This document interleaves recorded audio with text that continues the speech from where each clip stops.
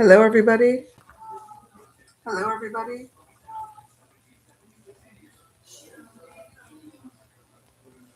Hello, everybody.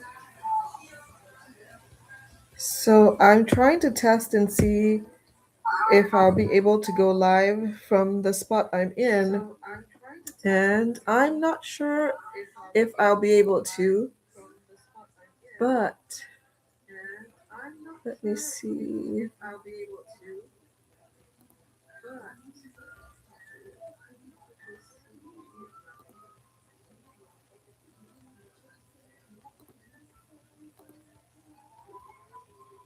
I eventually want to do lives where I can share and talk to everybody live, and just share my story, listen to other people talk about their health journeys. I mean, becoming 45 has become a whole a whole thing. And it's interesting though, becoming 45 and starting to realize that, your health is so important. There's so many things related to our health that we don't really pay a lot of attention to, um, until it becomes, something that we're forced to pay attention to. Um, so, yeah, well, let me hold on. I'm trying to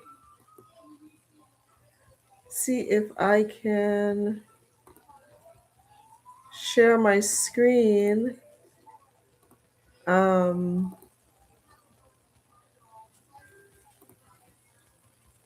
and try something here. So let me go to my studios. Let me see if it'll allow me to share my screen that way. Um, Let me see. So if I realize that I can go live from this spot, that Arriving after 40. I'm Lola, your AI co host, here to bring science, let's faith, see. stories, and a touch of Can you curiosity guys to hear every that? conversation. And I'm I'm not sure Gladys, you a therapist can. and storyteller who believes that wisdom grows richer with Hold every on. season of life. Together, we'll talk about real stuff, hormones, happiness, purpose, and the power of community. Today, Gladys is opening up about her own health journey. Gladys, you ready? Oh, I am ready. And listen, everything we share here is for educational purposes only. We're learning together, not diagnosing. Exactly. Okay, so take us back. When did this whole health roller coaster begin? So, Lola, believe it or not, it started when I was 35. So, out of nowhere, boom, I became lactose intolerant. And one day, I'm enjoying ice cream and milkshakes and all the dairy things. And the next day, my body said, absolutely not. So at the time, I had done some traveling. It was right here within the United States, but where I had traveled to, they had said that you can't drink um, the water directly from the sink, right? And so, we had bottled water and all of those different things.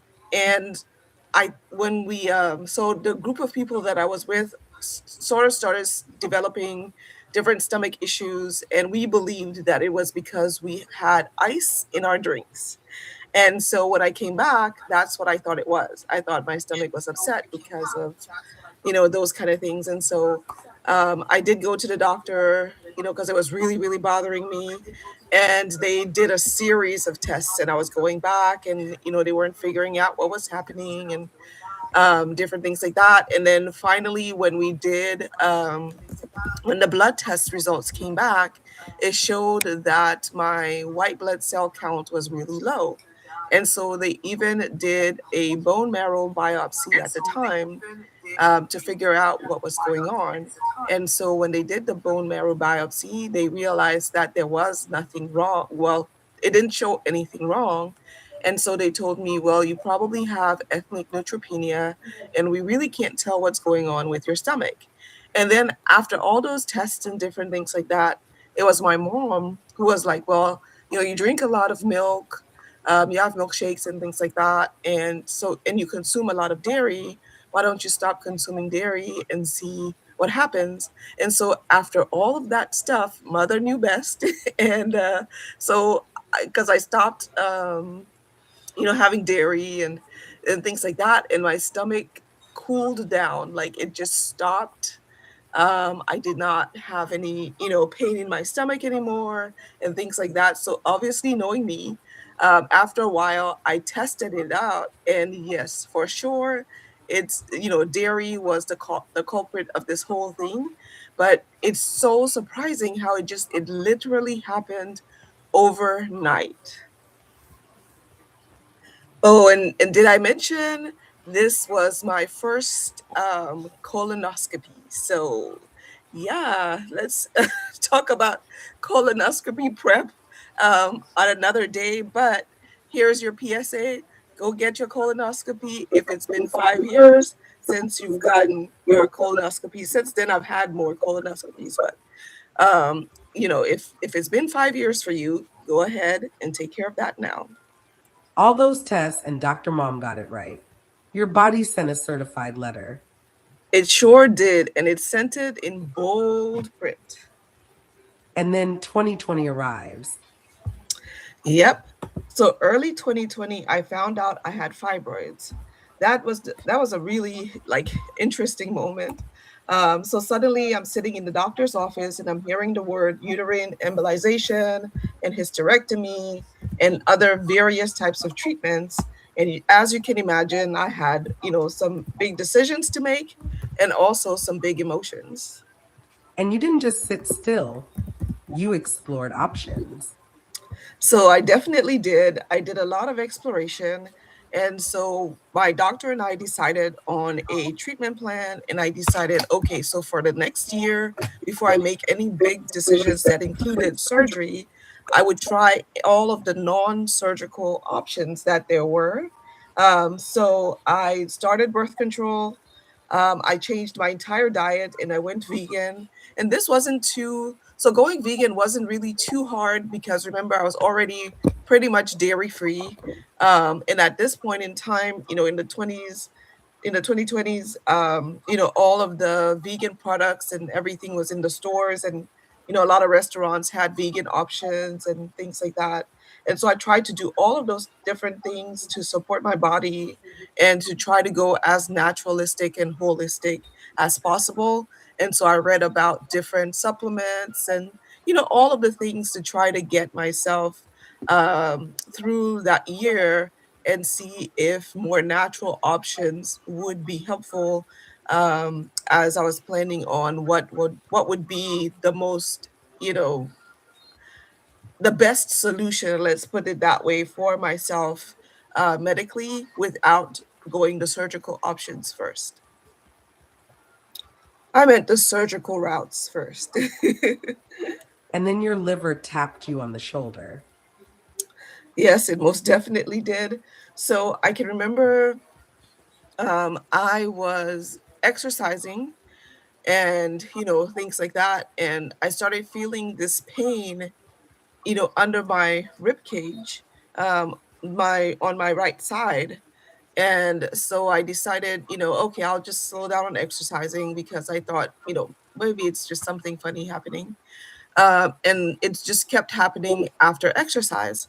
And so then I went to the doctor and they did some blood tests, obviously. And it came back that I had my alkaline phosphates levels were high. And so the doctor was like, hey, we need to pay attention to this and, see what's happening with that. And then she gave me some, so then we wrote a treatment plan for that. So this doctor was my primary care doctor. The other doctor was my gynecologist. And we took care of those, you know, we took care of the fibroids and everything like that. I'll talk a little bit more about that plan. But then, yeah, my liver jumped in.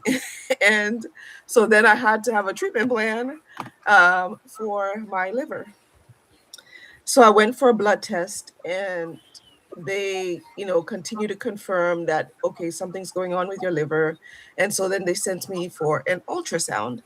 And when I did the ultrasound, I was diagnosed with let me see if I can say this properly, non-alcoholic fatty liver disease. So now, you know, I went down another rabbit hole of researching and figuring out what the heck this was. But this is where your story shifts because you didn't panic, you pivoted. So, exactly, slowly and intentionally, I worked on my health. And today I can say that my liver is healing and my numbers are looking pretty good. So, I'm definitely really proud of that. As you should be. That's not luck, that's commitment. Thank you, Lola. And now I'm focusing on my low white blood cell count, one chapter at a time, one system at a time. So healing isn't a linear process, it is just something that we have to work on one day at a time and keep moving forward. And that's why we're here to walk this journey with you. To remind every woman listening that their story matters, their body is talking, and they're not alone. Thank you again so much, Lola, and thank you everyone for listening. If you've listened this far, please leave a comment and let us know that you have been listening. Let us know what your health journey has been like over time. And remember, everything we talk about here is about personal experience. It is for educational purposes only. Leave a comment and let me know how you guys are doing. And please do like and subscribe to our channel. We have many more topics that are coming up, and we're going to be talking about it all, like I said in the beginning. If there's something specific you would like to hear more about in my story that I just told, then please do ask. I will be breaking some things down. This journey has been really, really interesting so far. All right, guys, thank you so much for listening. Now I know that I can do lives from this very spot that I am sitting in right now. So I will be trying to do some more lives where I share my story and, you know, talk with you all. So please leave comments as you're watching this, and I will talk to you guys soon.